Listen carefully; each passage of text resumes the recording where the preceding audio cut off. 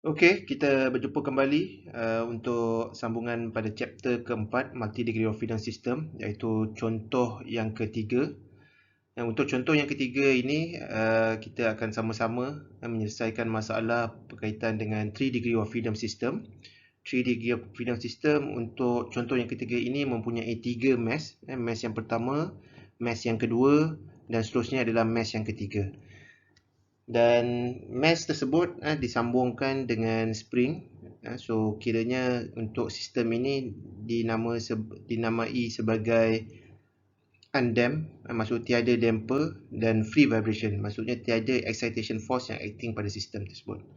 Okey, balik pada soalannya. Soalan menyatakan berkaitan dengan determine the equation of motion. Yang ini adalah step yang pertama, iaitu para pelajar perlu mewujudkan free body diagram, seterusnya equation of motion pada setiap mesh, and then kemudiannya para pelajar perlu menggabungkan ketiga-tiga mesh tersebut untuk generate 3x3 matrix, and then seterusnya perlu mengira natural frequency menggunakan rule of Saurus, di mana para pelajar perlu mencari roots pada quadratic equation. And then seterusnya setelah mengetahui 3 natural frequency, seterusnya para pelajar perlu mengira ataupun menghasilkan mode shape pada setiap natural frequency tersebut.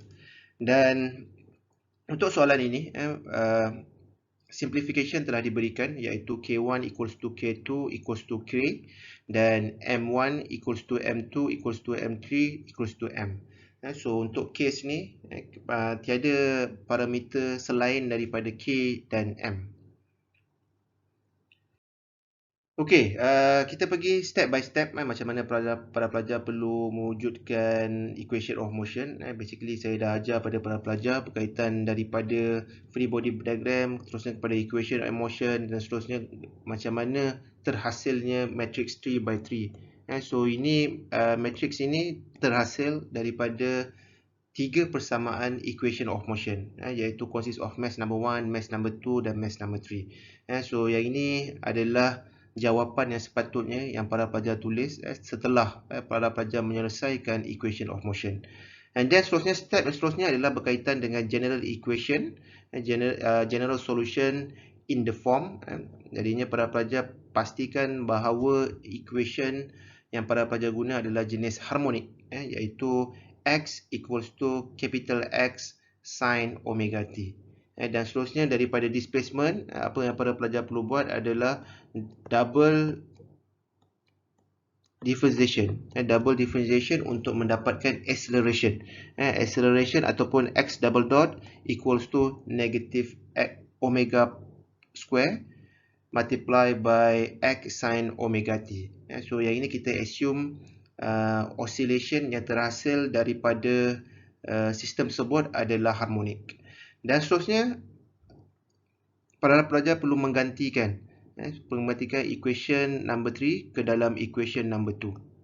So method ini kita just substitute saja ataupun just gantikan saja dan ke dalam equation number 2, dan para pelajar akan dapat menghasilkan satu sahaja matrix 3x3, iaitu combination between the mass and spring parameter dalam harmonic motion equation.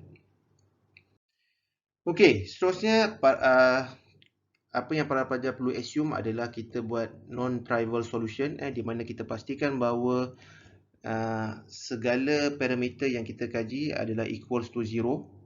Dan untuk menyelesaikan matrix 3x3 ini, para pelajar perlu menggunakan rule of Saurus.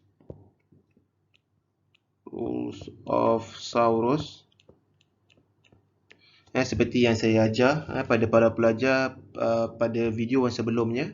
Para pelajar perlu menggunakan konsep sama ada nak tambahkan lagi parameter di sebelah kanan matrix ataupun nak memadam ambil satu pun boleh. Ada dua kaedah yang seperti yang saya telah ajar, para pelajar boleh rujuk pada video yang sebelumnya.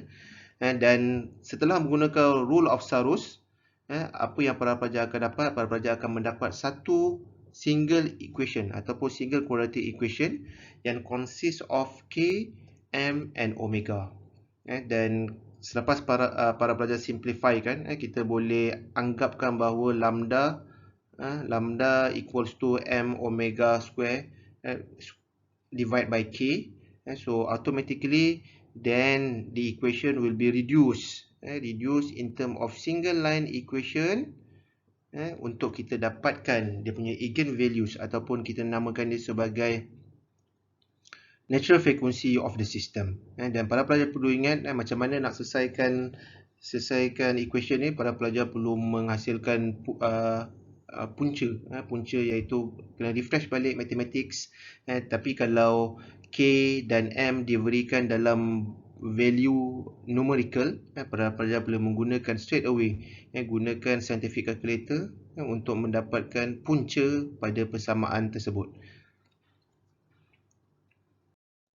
Okey, setelah pelajar-pelajar menyelesaikan, para pelajar akan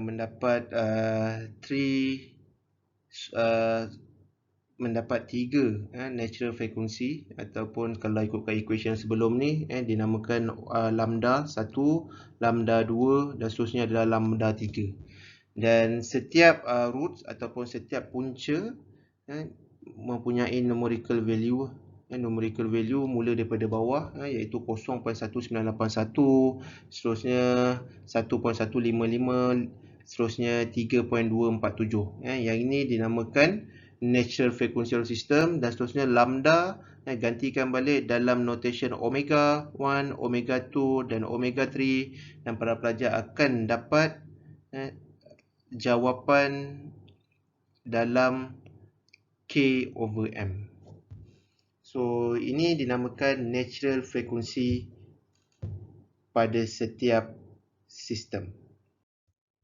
Okey, apa yang para pelajar perlu buat seterusnya? Para pelajar perlu pilih satu, pilih the first mode iaitu omega 1 equals to 0.445 square root of K over M. Replace the value omega in the equation 4. Equation 4 adalah seperti ini. So para pelajar perlu gantikan saja sebelumnya. Kalau para pelajar ingat dia ada parameter of omega M dengan K. So K dan M already cancel out. So the remaining is K. So K, kemudian apa yang para pelajar perlu buat? Para pelajar perlu menghasilkan nisbah untuk kita dapatkan mode shape. So kalau ikutkan case begini, yang X1 kita assume sebagai 1. X1 kita assume sebagai 1. So yang ini akan dapat X1 darab with X1 and then negative K multiply with X2. So akan dapat equation number 5. Dan seterusnya untuk equation number 7 adalah menggunakan equation yang ketiga. Equation ketiga iaitu di mana negatif K didarabkan dengan X2 dan 0.802K didarabkan dengan X3. Kemudian para pelajar akan dapat equation ke-7. Kemudian ada dua equation, dua unknown iaitu X2 dan X3. X1 sebab kita dah assume equals to 1 dan pelajar boleh solvekan. Kemudian apa yang pelajar akan dapat adalah eigenvector. So itu dinamakan X1 equals to 1, 1.802 and 2.247. So ini kita menamakan sebagai mode shape ataupun dikenali sebagai eigenvector. Dan eigenvector juga para pelajar kita boleh bentukkan dia dalam diagram. Di mana kalau dalam diagram kita ikut pada magnitude ataupun amplitude vektor tersebut. Untuk X1 ini adalah 1. Untuk X2 adalah 1.802. Jadinya jarak dia masih lagi tinggi. Dan untuk X3 adalah 2.247. Jadinya ini akan tunjuk lagi tinggi. Yang ini kita consider sebagai displacement ataupun anjakan getaran tersebut. So bukan setakat daripada graf saja para pelajar boleh tunjuk, para pelajar juga boleh tunjuk menggunakan diagram daripada sistem asalan. Kalau ikutkan daripada diagram sistem asalan di mana kita assume pergerakan mass ke kanan adalah positif. Bila positif, kita boleh assume X1 dia akan bergerak ke kanan sebanyak 1, X2 akan bergerak ke kanan sebanyak 1.8, X3 bergerak ke kanan sebanyak 2.2. So itu adalah dari segi figure representation. Macam mana para pelajar nak menunjukkan bahawa this particular system pergerakannya adalah pada satu arah sahaja. Okey, kita pergi pada second mode shape iaitu omega 2 equals to 1.25 square root of k over m, seperti yang saya bulatkan. So para pelajar perlu konsep yang sama iaitu masukkan balik dalam equation 4, kemudian gantikan method yang sama para pelajar tapi cuma notation of omega 2 saja yang berbeza. Kemudian apa yang para pelajar akan dapat selepas para pelajar simplifykan, para pelajar terus akan dapat eigenvector. So x2 equals to 1, 0.438 and negative 0.779.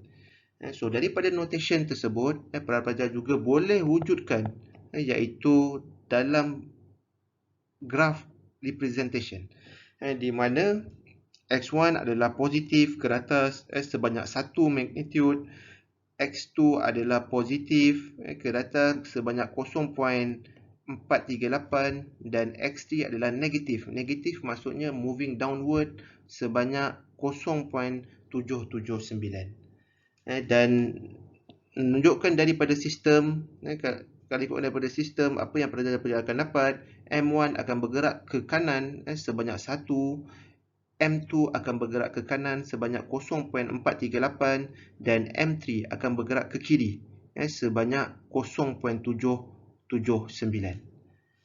So basically metodnya adalah sama, tiada yang berbeza. Apa yang beza adalah value pada omega 2. Sebab apa kita nak analisis based on natural frequency. Okay, for the third method, method yang sama para pelajar. Apa yang lain adalah omega 3 saja.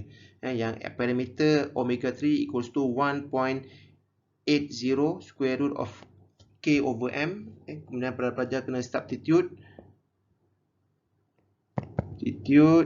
dalam equation 4. Substitute, masukkan balik dalam equation 4. Kemudian selesaikan, ada 3 matrix 3 by 3. Ada 3 unknown iaitu x1, x2 and x3. x1 we are assuming equals to 1. So ada 3 equation, 2 unknown. Basically automatic para pelajar boleh solve kan. Kemudian daripada unknown tersebut x1 dengan x2, para pelajar akan menghasilkan eigenvector untuk x3 iaitu x1 equals to 1, x2 equals to negative 1.24 and then x3 equals to 0.687. Dan boleh juga para pelajar wujudkan dalam bentuk graph representation. Graph representation 1 kita assume sebagai positif, direction upward, and then x2 is moving downward because it's negative sebanyak 1.24, and then for x3 equals to positive moving upward equals to 0.687. So daripada sistem representation, daripada gambar sistem spring mass system, M1 akan bergerak ke kanan sebanyak 1, M2 akan bergerak ke kiri sebanyak 1.24, M3 akan bergerak ke kanan sebanyak 0.687.